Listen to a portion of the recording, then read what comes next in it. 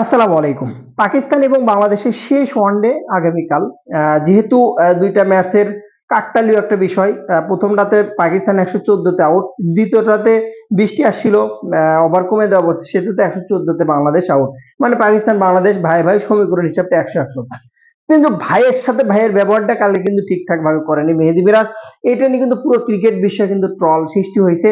তবে আপনি যদি দেখেন ক্রিকেটের দৃষ্টি থেকে সালমান আলী আগা যে কথাটা বলছে, যে ক্রিকেটের দৃষ্টি থেকে, ক্রিকেটের জায়গা থেকে মেহেদী মিরাজ ঠিক আছে, 100% ঠিক আছে। এবং আমি যদি তার জায়গায় থাকতাম আমি এই কাজটা কখনোই করতাম না। তো মিরাজ যে কাজটা করছে, যদি সালমান আলী আগা চাইলেই কিন্তু তাকে ধাক্কা দিয়ে ক্রিজে যেতে পারতো। সে এরকম মেন্টালিটি নেয় নাই। সে যে জিনিসটা করেছে যে বলটা কুড়িয়ে দিতে চাচ্ছিল মিরাজকেই, যেটাকে খেলার ভেতরে সহযোগিতা আচরণ সৌন্দর্য যেটাকে বুঝায় ক্রিকেটে, সেই জিনিসটাই করতে যাচ্ছিল। সেই জিনিসটার সুযোগ কিন্তু নিয়েছে মেহেদী মিরাজ। খুবই, খুবই, খুবই দুঃখজনক যে এরকম একটা আউট মেহেদী মিরাজ করেছে, যে সালমান আলী আগা শেষ পর্যন্ত রাগান্বিত হইছে এবং গ্লোভস-টোভস সবকিছু ছুঁড়ে ফেলেছে। পরে লিটনও রেগে গিয়েছিল আগার এরপর যে এরকম কাজ করছে কেন।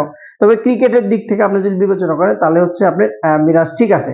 আবার যদি আপনি স্পোর্টসম্যানশিপ যদি আপনি যে জিনিসটা বলেন সেটা যদি ভাবেন, তাহলে একদমই অন্যায় কাজ, এটা আসলে ঠিক না। এবং ক্রিকেট বিশ্লেষক যারা অনেকে আছে এই জিনিসটা নিয়ে অবশ্যই সমালোচনা করছে যে মিরাজের এই কাজটা করাটা কখনোই উচিত হয় নাই। কারণ চাইলেই কিন্তু আঘাত ধাক্কা দিয়ে যেতে পারতো। যদি এই কাজটা যদি অন্য কোনো কান্ট্রির সাথে হতো বা অন্য কারোর সাথে হতো, অনেক দূরে কিন্তু চলে যেত। বাংলাদেশে দেখলাম অনেকে সাপোর্ট করছে যে হ্যাঁ, ক্রিকেটের দিক থেকে এটা ঠিক আছে। যেহেতু মিরাজের উত্তরসূরি, সাকিবের উত্তরসূরি মিরাজকে ভাবা হয়, তো এরকম আচরণ কমন জিনিস, স্বাভাবিক একটা বিষয়, জিনিসটা আপনি পাবেনই।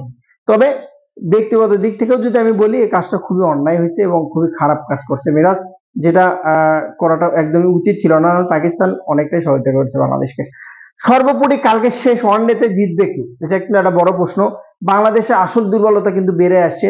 যে রিসেন্ট যে ম্যাচটা গেল, বৃষ্টি হয়েছিল, সেখানে বাংলাদেশের ব্যাটাররা ঠিকভাবে, পাকিস্তানের টিমটা কিন্তু সত্যিকার অর্থে অনেক শক্তিশালী। বাংলাদেশের ব্যাটসম্যানরা যারা আছে, যে টিমটাতে যে টিম একাদশ সাজাইছে, তাতে করে বাংলাদেশ সর্বোচ্চ ২৫০ রান করার মতো দল। সর্বোচ্চ ২৫০ রান বা ২৪০-৩০ এর আশপাশেই থাকবে। এর বেশি কিন্তু করার মতো টিম বাংলাদেশ যেটা আছে, এটা অন্তত না মিরপুরের মাঠে। তবে এই ২৫০ রান বা ২৬০ রান যদি করে, প্রতিপক্ষের এটা তুলতেও কঠিন আছে মিরপুরের মাঠে। বর্তমানে একটা জিনিসই ভালো লাগতেছে যে মিরপুরের পিচ কন্ডিশনটা খুবই ভালো। আগের যে পিচ কন্ডিশন ছিল তাতে খুব বাজে দেখাচ্ছিল, রান হতো না, ব্যাটাররা ভালো সুবিধা পেত না, বলাররা সেরকম ভাবে নিজেদের ঠিকঠাক ভাবে বল করতে পারতো না, স্পিনাররা বেশি সুবিধা পেত।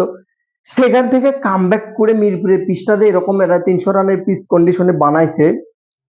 তবে সেটা কিন্তু খুবই, খুবই, খুবই, খুবই ইম্পর্টেন্ট ছিল বাংলাদেশের ক্রিকেটের জন্য। তো কালকের যে পিচটা ছিল, পিচ কন্ডিশন যদিও চেঞ্জ হয়েছে বৃষ্টির পরে, বৃষ্টির আগে পিচের কন্ডিশন যথেষ্ট ভালো ছিল, তারপরেও বাংলাদেশ ১১৪ তে অল আউট হয়, এটা কিন্তু কোনোভাবে মেনে নেওয়ার মতো না। এটা দৃষ্টিকটু দেখাইছে, খুবই খারাপ দেখাইছে।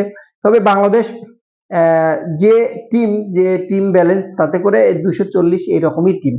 পাকিস্তানের কথা যদি দেখেন, পুরো টিমটা কিন্তু ব্যালেন্স টিম। এখন আপনি বলবেন ভাই পাকিস্তান এত ভালো টিম, তাহলে ১১৪ অল আউট হলো কেন? ক্রিকেটে অনেকদিন অনেক সময় অনেক কিছু সম্ভব হয়। ক্রিকেটে এই যে মাস সাদাকার যে ব্যাটসম্যানটা কালকে যে ৩টা উইকেট নিল, টপ অর্ডার ব্যাটার, এবং প্রথমে যে সুন্দর বল করলো, ৩টে উইকেট বাংলাদেশকে পুরো ধস নামায় দিল। হারিস রফ যথেষ্ট ভালো বল করছে। মাস সাদাকাতের কথা আপনি চিন্তা করেন, ইয়াং ছেলে, মেবি ওয়ানডেটা আমি 100% শিওর না তথ্য যে এটা অভিষেক ওয়ানডে কিনা বা এর আগে খেলছে কিনা, ১-২টা ম্যাচই হবে মেবি, আর বেশি না। কনফিডেন্স লেভেলটা কতটা হাই চিন্তা করেন, টি-20 ইনিংস খেলে দিয়েছে বাংলাদেশের সাথে। তো আসলে সেদিন নাহিদ রানার গতির কাছে তারা পরাস্ত হয়েছিল, বোঝার আটেই। মানে ক্যারাম খেলতে অনেক সময় দাঁড়ানো, ক্যারাম খেলার আগে বোঝার আটে, মানে বড়ি হাতে লাগাতে গেম দেওয়া শেষ, এর কন্ডিশন হয়েছিল, যার জন্য পাকিস্তান কিন্তু অনেকটা পিছিয়ে গিয়েছিল। তো সেখান থেকে কামব্যাক করে পাকিস্তানের ভালো একটা জয়, যেখানে ১১৪ ভাই ১১৪।